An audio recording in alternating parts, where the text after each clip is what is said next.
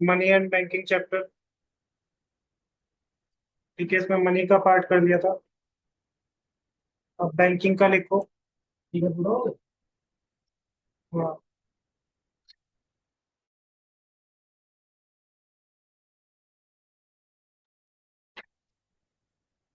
Banking में सबसे पहले हमारे बैंक्स कौन कौन से होते हैं? दो तरह के बैंक्स होते हैं, एक होते हैं कॉमर्शियल बैंक्स और एक होता है हमारा रिजर्व बैंक ऑफ इंडिया, जिसे हम आरबीआई भी कहते हैं, या इसी आरबीआई को हम सेंट्रल बैंक भी कहते हैं। तो हमारे दो तरह के बैंक्स होते हैं, कॉमर्शियल बैंक और एक आरबीआई, जिसे सेंट्रल बैंक भी कहते हैं। 15। फॉर एग्जाम्पल कॉमर्शियल बैंक में पीएनबी, एसबीआई, एक्सिस बैंक, ये सब हमारे क्या है, कॉमर्शियल बैंक है। अब देखो, अगर जैसे हम लोग कस्टमर्स हैं, हमें अपना पैसा डिपॉजिट करना है या विड्रॉ करना है, तो हम कौन से बैंक के पास जाएंगे? हम जाएंगे कॉमर्शियल बैंक के पास। ठीक है। लेकिन अगर इन कॉमर्शियल बैंक को कुछ पैसे डिपॉजिट करने हैं या कुछ मनी विड्रॉ करना है, तो ये कॉमर्शियल बैंक किसके पास जाएगा? आरबीआई। आरबीआई के पास। ठीक है।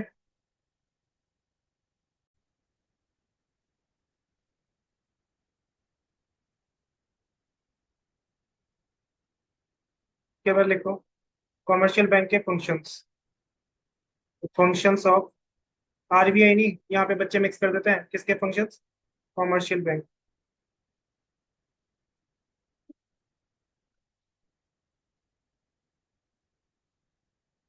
ये deposit of withdraw. Functions of commercial bank. Commercial bank के चार टाइप के फंक्शन होते हैं। कॉमर्शियल बैंक के चार तरह के फंक्शन होते हैं।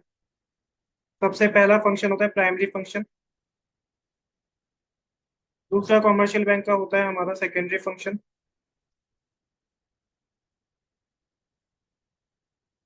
कॉमर्शियल बैंक का थर्ड हमारा होता है एजेंसी फंक्शंस। और fourth type of function commercial bank के हमारे होते हैं जनरल यूटिलिटी फंक्शन।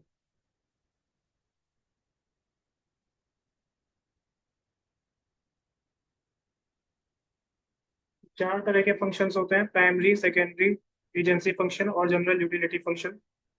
और ये चारों के चारों होते हैं कॉमर्शियल बैंक। सबसे पहले देखेंगे आज प्राइमरी फंक्शन।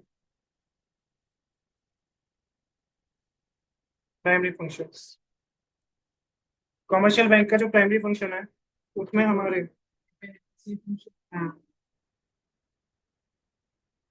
प्राइमरी फंक्शन में basically two type of functions आते हैं फर्दर। एक आता है हमारा एक्सेप्टिंग डिपॉजिट्स। कॉमर्शियल बैंक क्या करते हैं? पब्लिक से डिपॉजिट इकट्ठा करते हैं और बैंक में जमा करते हैं। हम लोग पैसे जमा करते हैं ना, सेविंग डिपॉजिट या फिक्स डिपॉजिट, एफडी वगैरह। दूसरा एडवांसिंग ऑफ लोन। लोन भी देते हैं बैंक, एडवांसिंग ऑफ लोन। तो ये दो हमारे क्या होते हैं, प्राइमरी फंक्शन। एमसीक्यू में भी आ सकता है कि कॉमर्शियल बैंक, आरबीआई नहीं, कॉमर्शियल बैंक के प्राइमरी फंक्शन में पहला एक्सेप्टिंग डिपॉजिट और दूसरा advancing loan.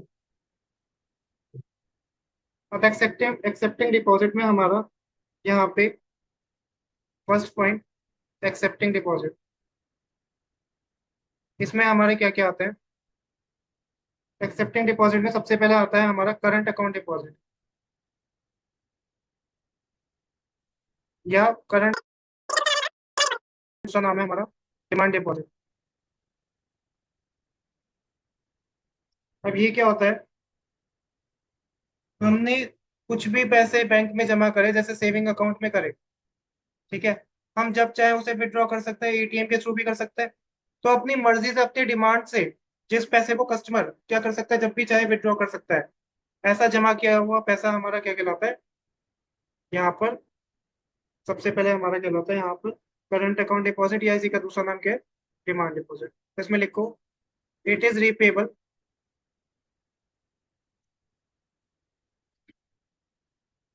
On demand.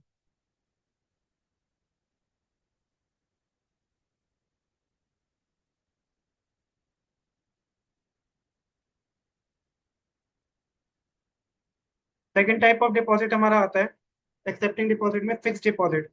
FD तो सबने सुना होगा, यही से हम कहते हैं टाइम डिपॉजिट। नॉर्मली हम एफडी को, या जिसे टाइम डिपॉजिट भी कहते हैं, मैच्योरिटी से पहले विड्रॉ नहीं कर सकते। डिमांड डिपॉजिट तो हो सकती है, रिपेबल ऑन डिमांड, लेकिन एफडी या टाइम डिपॉजिट मैच्योरिटी से पहले नॉर्मली विड्रॉ नहीं करते हैं। तो इसमें लिखो,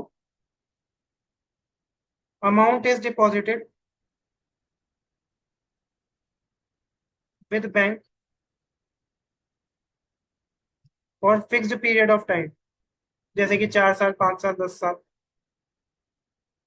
तो फिक्स डिपॉजिट या टाइम डिपॉजिट ऐसा डिपॉजिट का एक ऑप्शन होता है जिसमें हम फिक्स टाइम पीरियड के लिए अपने पैसे जमा करते हैं। इसमें रेट ऑफ इंटरेस्ट क्या होता है, कंपेरेटिवली हायर होता है। थर्ड हमारा आता है सेविंग डिपॉजिट। अब जैसे किसी की सैलरी आ रही है तो वो सैलरी किस अकाउंट में जाती है, सेविंग अकाउंट में चली जाती है। इसमें दोनों ऑप्शन होते हैं, फिक्स डिपॉजिट के भी और टाइम डिपॉजिट के भी। तो ये मिक्सचर होता है, it combines saving deposit, it combines features of both fix deposit and demand deposit.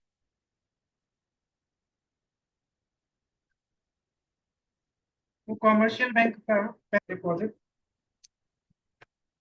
ये जो करंट अकाउंट डिपॉजिट या डिमांड डिपॉजिट होता है ना, इस पे कोई भी इंटरेस्ट नहीं मिलता। जिसने पैसे जमा करे उसे कोई भी इंटरेस्ट नहीं मिलता। लेकिन फिक्स डिपॉजिट या टाइम डिपॉजिट कराते हैं उस पे क्या मिलता है, इंटरेस्ट हमें मिलता है। ठीक है। दूसरी चीज, ये हमारा फिक्स टाइम पीरियड के लिए नहीं होता। करंट अकाउंट डिपॉजिट या demand deposit fix time period के लिए नहीं होता, लेकिन हमारा फिक्स डिपॉजिट या टाइम डिपॉजिट क्या होता है, फिक्स्ड टाइम पीरियड के लिए होता है। ठीक है।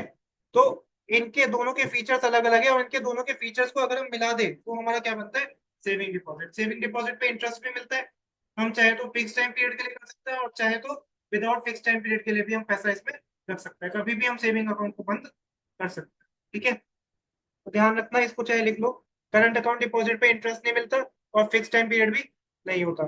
फिक्स डिपॉजिट पे इंटरेस्ट भी मिलता है और फिक्स टाइम पीरियड भी होता है। क्योंकि ये नॉर्मल जो नॉलेज है ये इतनी होनी चाहिए हर किसी को, कि फिक्स डिपॉजिट क्या होता है, करंट अकाउंट डिपॉजिट क्या होता है, किस पे इंटरेस्ट मिलता है, किस पे इंटरेस्ट नहीं मिलता, कौन सा फिक्स पीरियड के लिए है, कौन सा फिक्स पीरियड के लिए नहीं है।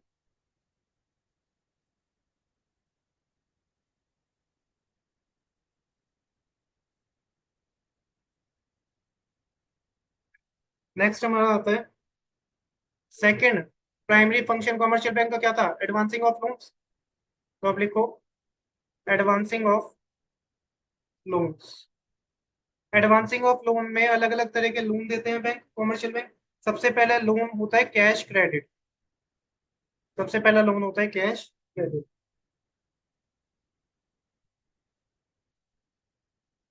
अब इसमें सपोज करो कोई बॉर्डोवर है, जैसे कि एबीसी लिमिटेड कंपनी है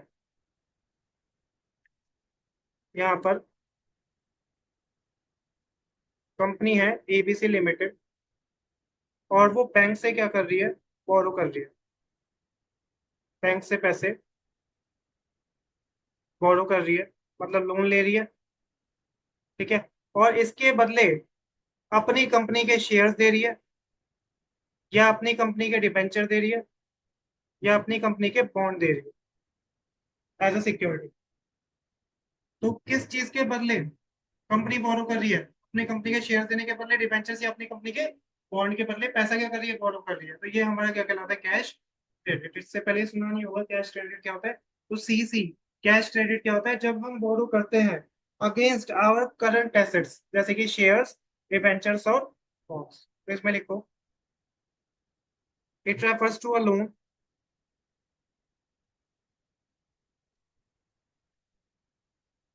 given to the borrower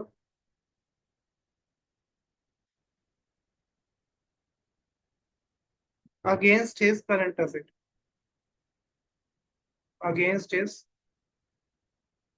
current assets like shares, debentures, bonds, etc.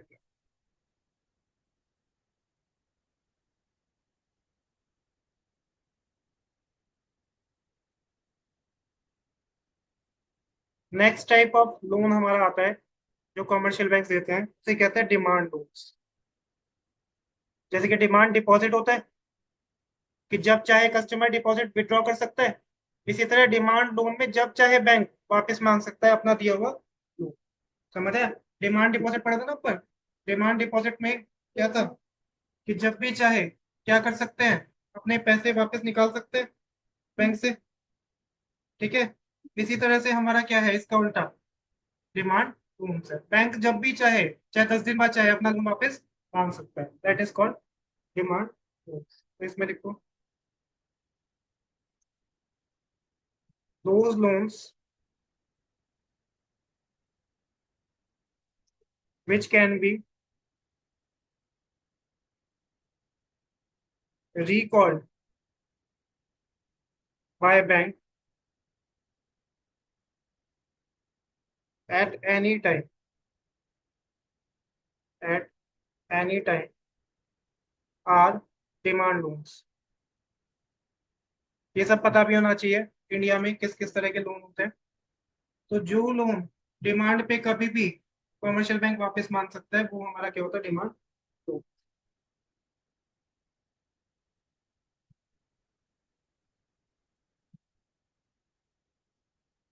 ठीक है।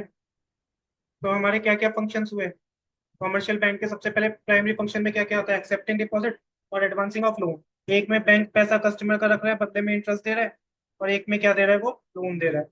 तो एक्सेप्टिंग डिपॉजिट में करंट अकाउंट डिपॉजिट या डिमांड डिपॉजिट, जो कि रिपेबल कब होता है, ऑन डिमांड, मतलब जब भी चाहे वापस वो कस्टमर निकाल सकता है पैसा।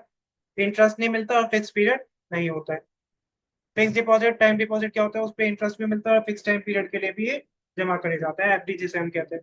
सेविंग डिपॉजिट में क्या होता है, इसमें दोनों के फीचर्स होते हैं, इंटरेस्ट भी मिलता है और जब भी चाहे निकाल हम विड्रॉ कर सकते हैं। ठीक है। एडवांसिंग ऑफ लोन में कैश क्रेडिट, जब भी कोई कंपनी वगैरह अपनी करंट असेट के बदले लोन लेती है, शेयर्स डिबेंचर के बदले, तो वो होता है कैश क्रेडिट। दूसरा लोन कौन सा होता है, जो बैंक जब भी चाहे डिमांड पे वापस दे सकता है, किसी भी टाइप वापस मांग सकता है जो बैंक ने पैसा दिया। Commercial bank. तो लिखो, secondary functions of commercial bank.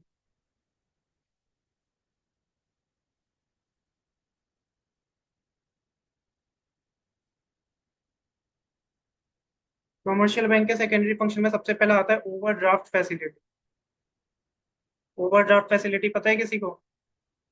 ये बेसिकली बिजनेसमैन को मिलती है, बताया अभी था मैंने। करंट अकाउंट जिनका होता है कि अगर पैसे कम है उससे ज्यादा भी हम विड्रॉ कर सकते हैं इंटरेस्ट। ये होता है, it is a facility provided to current account holders. ये सेविंग वालों को नहीं मिलता, बिजनेसमैन को मिलता है। करंट अकाउंट होल्डर्स जो होते हैं, up to overdraw an amount up to an agreed limit. कि ओवरड्रॉ कर सकते हैं अमाउंट को up to an agreed limit. जैसे सपोज करो 5 लाख 2 लाख इतना हम ओवरड्रॉ कर सकते हैं, वो लिमिट क्या कर देंगे, फिक्स कर देंगे। तो ये प्राइमरी फंक्शन नहीं है, ये कमर्शियल बैंक का कौन सा फंक्शन है, secondary function.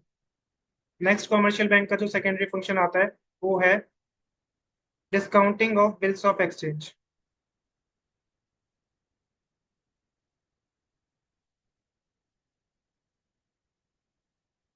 Discounting of bills of 7th में सीबीएसई में। सपोज करो एक मिस्टर ए है और एक मिस्टर बी है।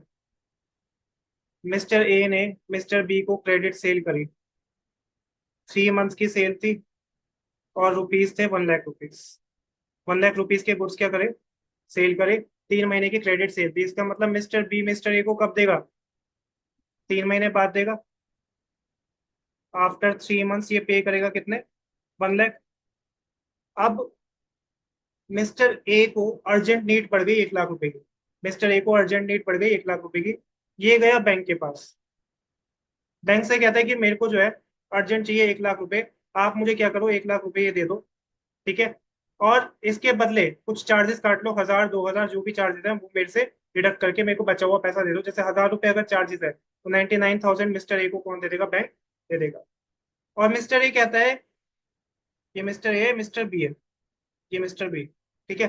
और मिस्टर ए कहता है कि मेरे पास 3 महीने बाद 1 लाख रुपए आने हैं, किससे? मिस्टर बी से। वो मिस्टर बी से जो पैसे आने हैं वो कौन ले लेना? आप मेरे पैसे ले लेना 1 लाख रुपए, जब मिस्टर बी से 3 महीने बाद आएंगे। तो ये मिस्टर बी से एक बिल मिलता है इसको, और ये बिल आगे ट्रांसफर कर देता है किसको? हमें पैसे मिलने हैं बैंक से, और बैंक को कुछ चार्जेस दे दिया, डिस्काउंट करा दिया। बैंक को कुछ चार्जेस दे दिए 1000 2000, बाकी पूरा पैसा हमें अर्जेंट नीड पे मिल गया। और बैंक को पैसा किससे मिलेगा? मिस्टर बी से। कब मिलेगा? 3 महीने बाद। तो ये क्या होता है? Discounting of bills of exchange. ये जो प्रोसेस हुआ है कि हमने बैंक के पास जाके कहा कि हमें पैसे दे दो, और कुछ इसमें से चार्जेस जो बन रहे हैं वो काट लो, that is called discounting of bills of exchange. ठीक है, तो इसको बनाना चाहो तो बना लेना। इसमें लिखो, it refers to a facility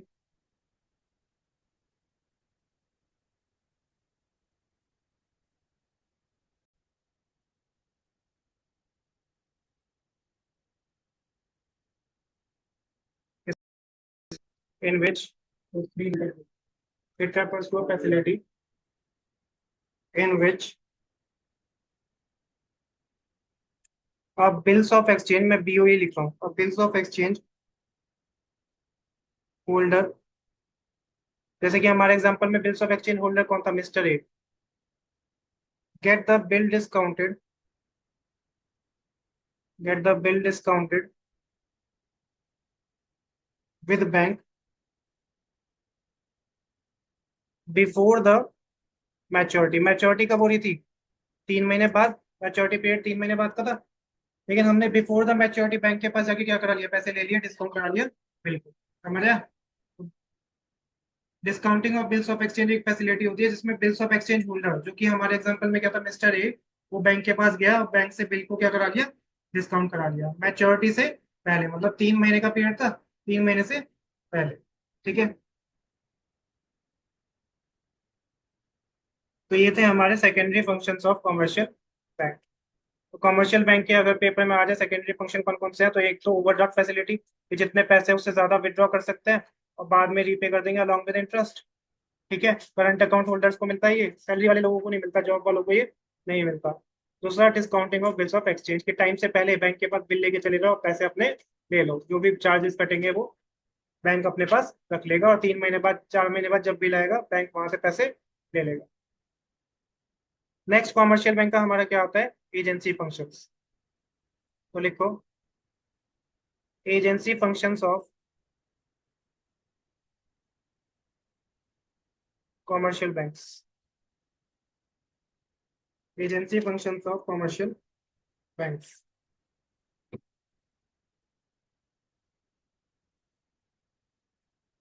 agency function ऐसे फंक्शन होते हैं जैसे ब्रोकर्स के फंक्शन होते हैं, जिसके बदले बैंक क्या लेगा? कमीशन लेगा।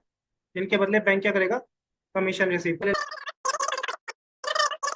देखो, एजेंसी फंक्शन में सबसे पहले आता है transfer of funds, transfer of funds.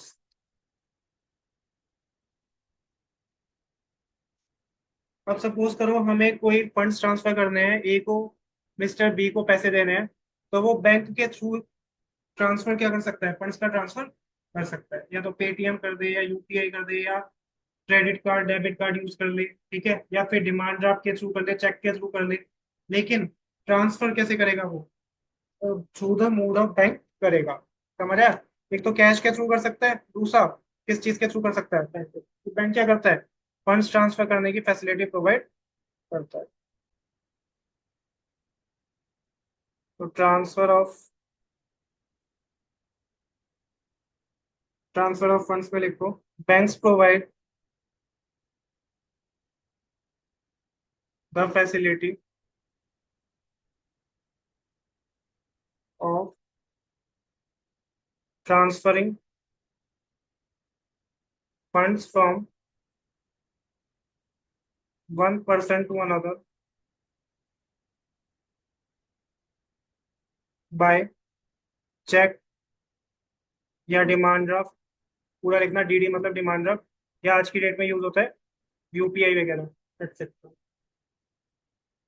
तो banks provide the facility of transferring funds from one person to another by cheque या डिमांड ड्राफ्ट या UPI etcetera.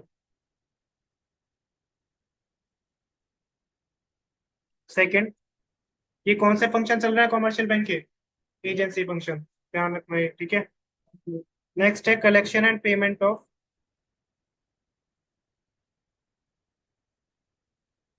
Collection and payment of various items.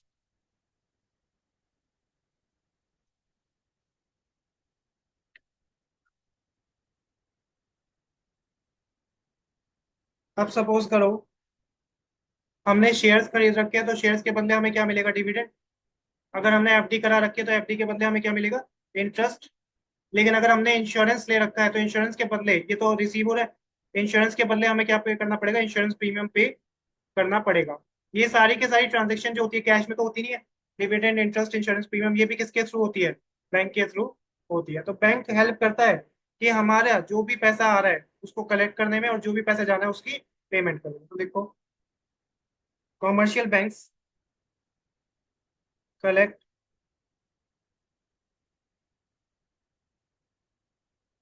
Interest, comma dividend, comma rent मिल रहा है अगर कोई हमें तो comma rent, and also makes payment of, and also makes payment of, जैसे हम इनकम टैक्स देते हैं तो टैक्स भी हम बैंक के थ्रू देते हैं। एक टीडीएस होता है, टैक्स डिडक्टेड एट सोर्स, वो टैक्स होता है सैलरी में tax, comma insurance premium etcetera, on behalf of its customers. अपने कस्टमर के बिहाफ पे ये पैसे ले भी लेते हैं और पैसों की पेमेंट कर भी देते हैं। रेंट की बात ये लिखा है, रेंट के बाद लिखा है and also makes payment of tax, insurance premium on behalf of its customer, ठीक है, on behalf of its customers.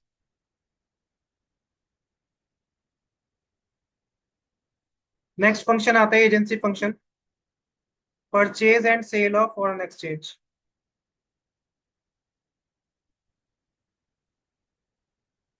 Purchase and sale of foreign exchange. अब देखो बैंक क्या करता है, कुछ कॉमर्शियल बैंक्स के पास ये पावर होती है कि वो फॉरेन एक्सचेंज में भी डील कर सकता है, ऑथोराइज होता है to deal in the foreign exchange. अब सपोज करो हमें यूएस में एक्सपोर्ट करना है, ठीक है, तो यूएस में हमें, या यूएस से हमने इंपोर्ट किया है, एक्सपोर्ट नहीं, सपोज करो हमने यूएस से क्या किया? इंपोर्ट। अब यूएसए में तो रुपीज चलता नहीं है, तो हमें वहां पे क्या देना पड़ेगा? डॉलर। लेकिन हमारे पास तो रुपीज है, तो पहले हम रुपीज को किस में कन्वर्ट करवाएंगे? डॉलर में। उसके बाद यूएसए में पेमेंट करेंगे। तो ये कॉमर्शियल बैंक्स भी क्या करते हैं? फैसिलिटी प्रोवाइड करता है, जो ऑथराइज कॉमर्शियल बैंक होता है, कि रुपीज को किस में कन्वर्ट कराना? डॉलर या यूरो या पाउंड, जिसमें भी कराना। तो लिखो, some commercial banks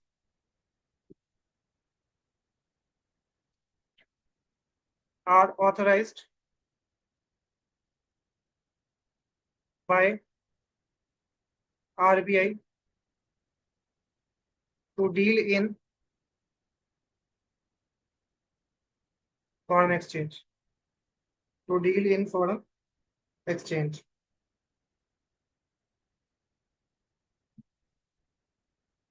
next, commercial banks income tax consultancy भी प्रोवाइड करते हैं। Income tax consultancy.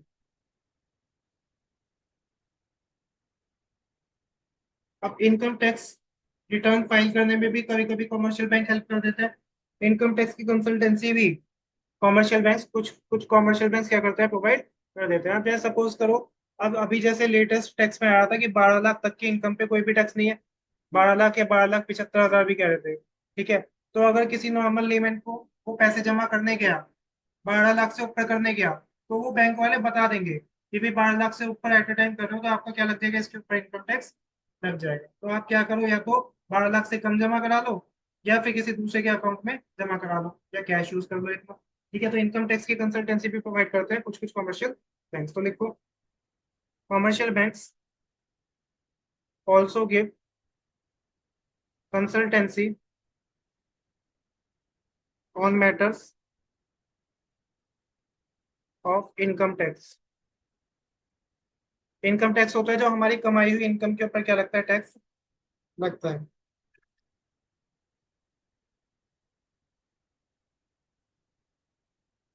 Commercial banks also give consultancy on matters of income tax.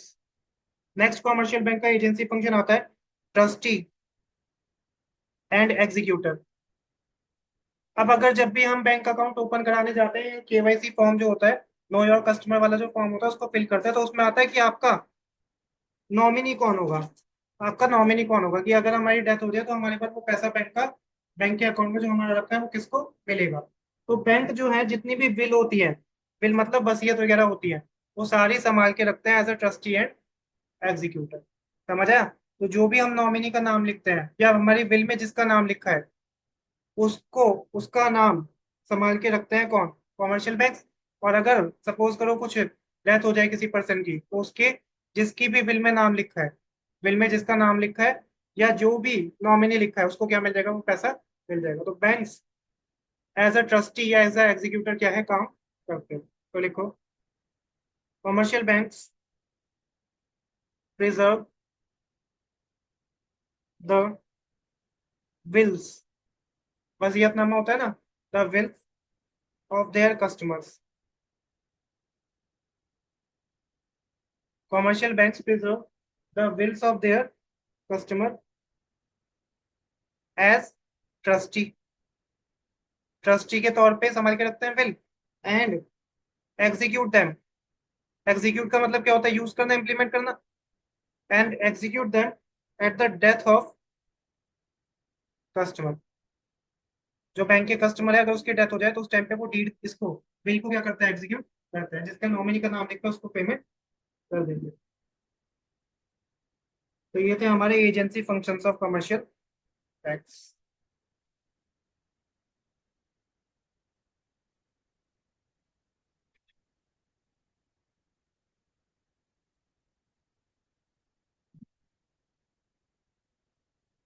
तो क्या क्या था agency functions? Transfer of funds, collection and payment of various item, purchase and sale of foreign exchange, उसके बाद income tax की consultancy, और trustee and executive. Agency वाले बताओ, कभी कभी प्राइमरी, कभी कभी सेकेंडरी। अगर कुछ भी नहीं लिखा है तो कोई सा भी लिखे आना, लेकिन अगर स्पेसिफिक लिखा है तो वो स्पेसिफिक आंसर ही करना पड़ेगा। अब लास्ट इसमें टॉपिक था कमर्शियल बैंक के फंक्शंस में जनरल यूटिलिटी फंक्शंस। तो लिखो, general utility functions of commercial bank. अभी हमने सेंट्रल बैंक या आरबीआई की बात नहीं करी है, ध्यान रखना। किसकी बात चल रही है? Commercial bank.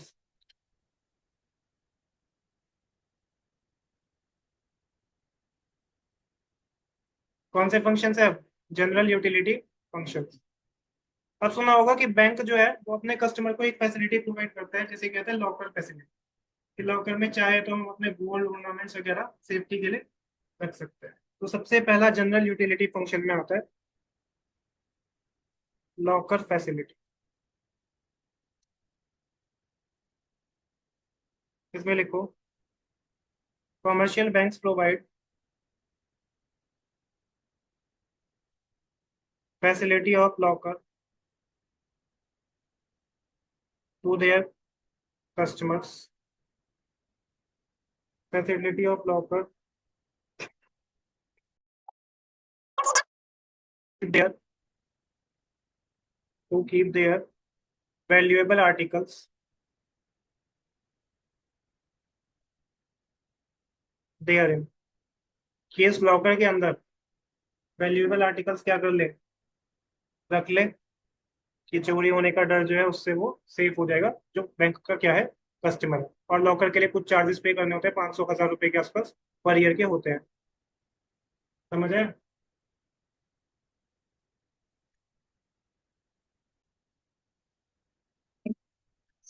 इसके बाद आता है ट्रैवलर्स चेक। हाँ, therein, articles therein. फिर आता है ट्रैवलर्स चेक। अब अगर हमें किसी को 1 करोड़ रुपए देने हैं और हम कैश में लेके जा रहे हैं, तो वो रिस्की हो जाता है, चोरी ना हो जाए। इसके लिए हम कैश की जगह क्या लेके जा सकते हैं? चेक लेके जा सकते हैं।